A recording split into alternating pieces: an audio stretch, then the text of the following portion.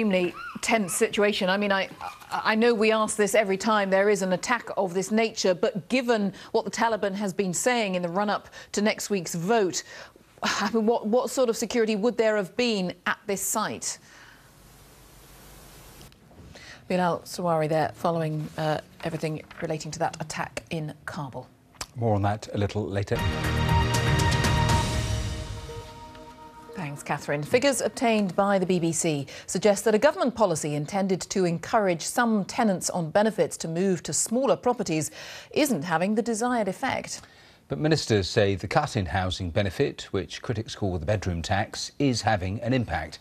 Here's our social affairs correspondent, Michael Buchanan. And just to tell you, we'll be speaking to Citizens Advice about this issue here in the next half an hour.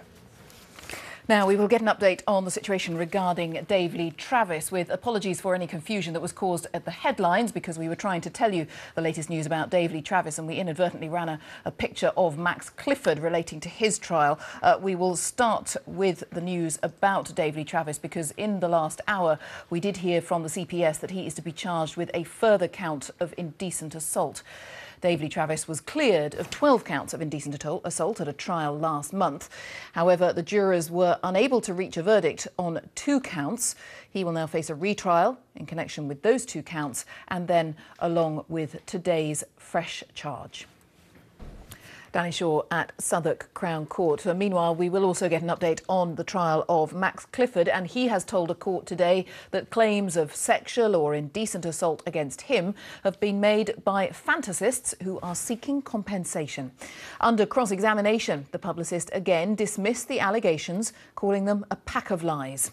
Max Clifford denies 11 counts of indecent assault. Our correspondent Richard Lister was in court.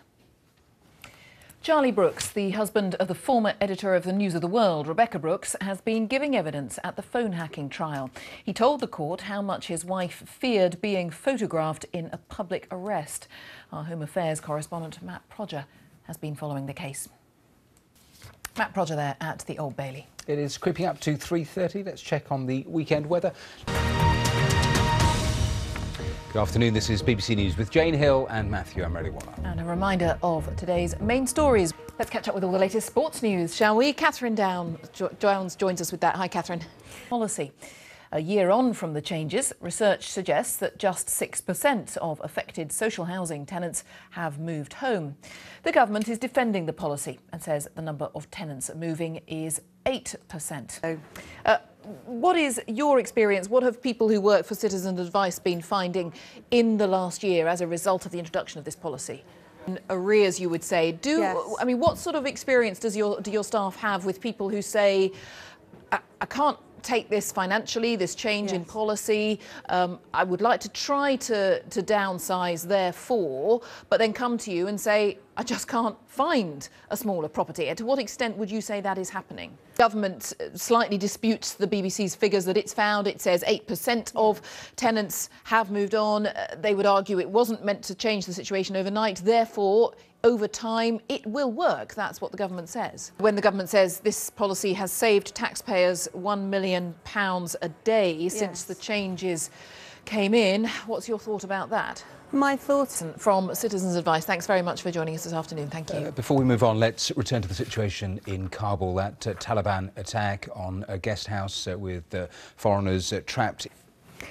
From midnight, same-sex couples in England and Wales who want to have a wedding and not a civil partnership can indeed have one. The government's controversial legislation was passed last summer, and lots of weddings are going to be taking place in the early hours of the morning. But it seems not everyone is happy. An opinion poll carried out for BBC Radio 5 Live reveals that 1 in 5 people would turn down an invitation to a gay wedding. Our religious affairs correspondent Robert Piggott reports. Thanks, Victoria, thanks very much. Well, let's stay with business of a sort, because Italy's new government is selling off hundreds of executive cars used by government officials in an online auction on eBay. Italy's Prime Minister says the cars are seen as a symbol of wasteful government spending. And it would appear there are plenty of takers. Our Rome correspondent Alan Johnston can tell us more. Alan Johnston reporting. Now, here is the most extraordinary story of the day, the moment that Joanne Milne thought she would never experience. She was deaf all her life, nearly 40 years. And then she heard voices and sounds for the first time.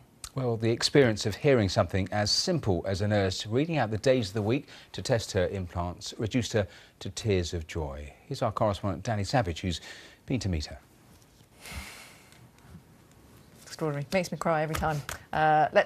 Shall we quickly talk about 3 Sumatran tiger cubs born at London Zoo, because they've made their first public appearance. Great pictures to end the hour. Let's cross the newsroom. Before that, we're just going to head to Washington.